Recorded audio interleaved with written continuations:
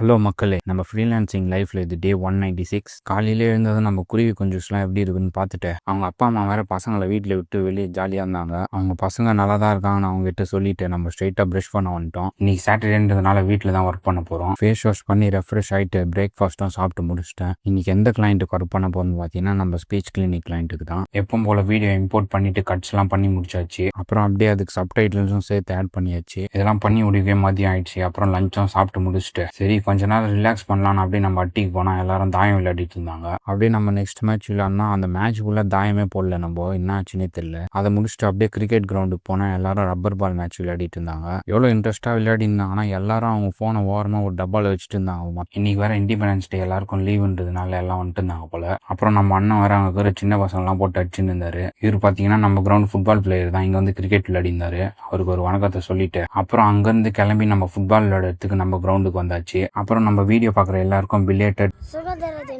வாழ்த்துக்கள். அப்புறம் நம்ம கிரவுண்ட்ல ஒரு சீனியர் பிளேயருக்கு ரிசப்ஷனு, அதனால கிரவுண்டுக்கு வந்து எல்லாருக்கும் இன்விடேஷன் வச்சிருந்தாரு. அதெல்லாம் வாங்கிட்டு விளையாடி முடிச்சுட்டு வீட்டுக்கு வரவே மணி 7:30 ஆயிடுச்சு. அப்புறம் அப்படியே குளிச்சு ரெஃப்ரெஷ் ஆயிட்டு விளையாடிட்டு வந்துட்டு செம பசியில் இருந்தேன். நம்ம அக்கா வேற தட்டு வடை செட்டு வாங்கி வந்திருந்தாங்க. அதை ஃபுல்லாக சாப்பிட்டு முடிச்சிட்டோம் நானும் இவனும் சேர்ந்து. இன்னைக்கு விளையாட சொல்ல வேற லெஃப்ட் தையில கிராம்ப் ஆயிடுச்சு. நாளைக்கு மார்னிங் வேற ப்ராக்டிஸ் மேட்ச் சொல்லியிருக்கோம் பக்கத்து ஊர்ல, அதனால விளையாடுற கண்டிஷன்ல தான் இருக்குமான்ட்டு செக் பண்ணி பார்த்துட்டு இருந்தேன். அப்புறம் நம்ம அட்டியில் வேற நிறைய பாய்ஸ் வந்திருந்தாங்க இன்னைக்கு லீவுன்றதுனால. அங்கே அப்படியே இன்னும் கொஞ்சம் நேரம் பேசிட்டு நம்ம மார்னிங் எடிட் பண்ண வீடியோவை கொஞ்சம் பட்டி டிங்கரிங் பார்த்துட்டு கிளைண்ட்டுக்கு அனுப்பியாச்சு. இன்னைக்கு கதை அவ்வளோதான். நாளைக்கு பார்க்கலாம். பாய்.